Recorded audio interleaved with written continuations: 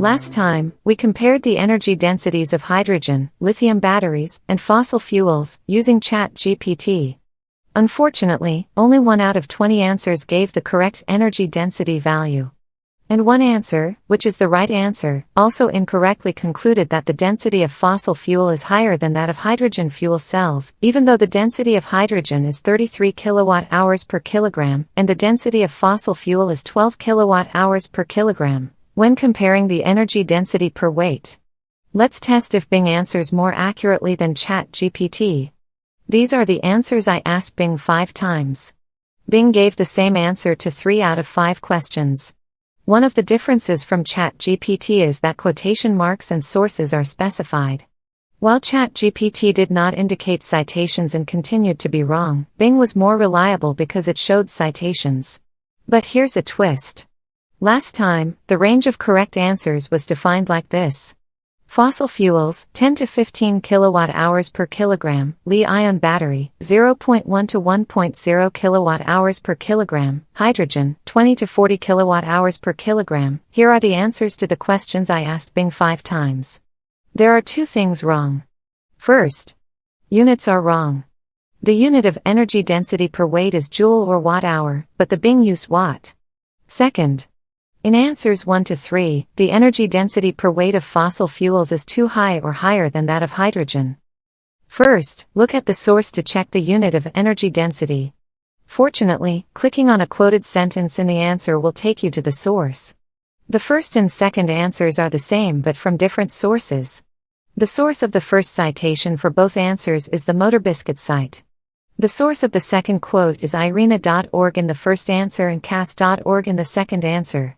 The source of the first quote gives the energy density of hydrogen as 35,000 watts per kilogram. There is an energy density picture like this in irena.org, the source of the second quote in the first answer. It looks similar to the image I used to see on Wikipedia etc. in the figure. Watt-hour per kilogram is used as the unit of energy density. In the second answer, cas.org, the source of the second quote, does not suggest energy density. In the second answer, the source indication is wrong. Incorrect source notation is a very critical problem. Watt is energy per second, like joule per second, and watt-hour is energy per hour, like joule.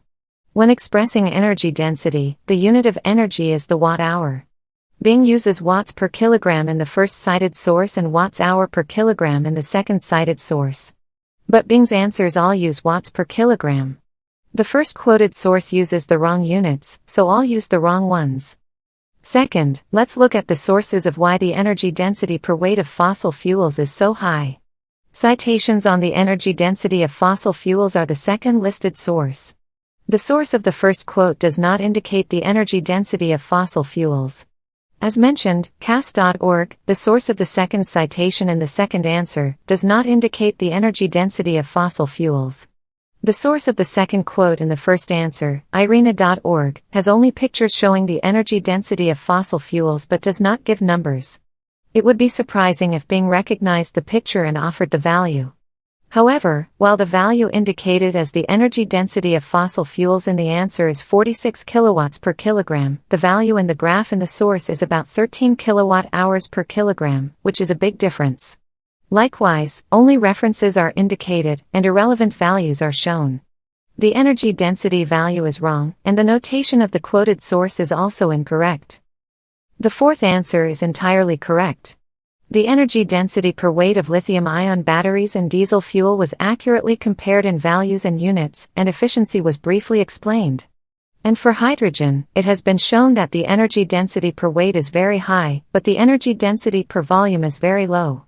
It was also explained that it should be compressed at high pressure or liquefied at extra low temperatures to increase the energy density per volume of hydrogen.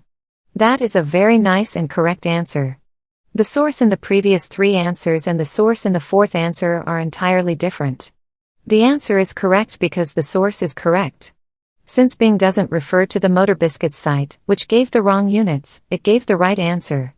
The fifth answer is relatively accurate, but there is an unfortunate part. Bing correctly compared the energy density per weight of hydrogen, lithium-ion batteries, and fossil fuels, but again it was wrong because it used units of watts per kilogram. The energy density per weight of gasoline is 12,000 watts per kilogram, and the energy density per volume is 34 megajoules per liter. The units were wrong, but the values were correct.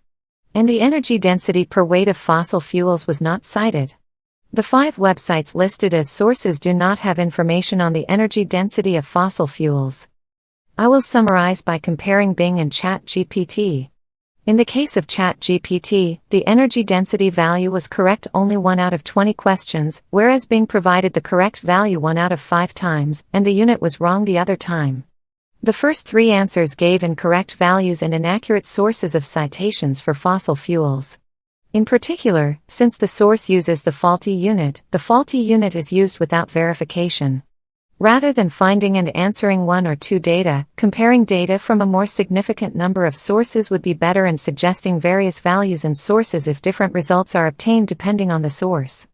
It would be nice if the AI could tell us that many sites are making multiple claims, even if it couldn't pick the correct answer.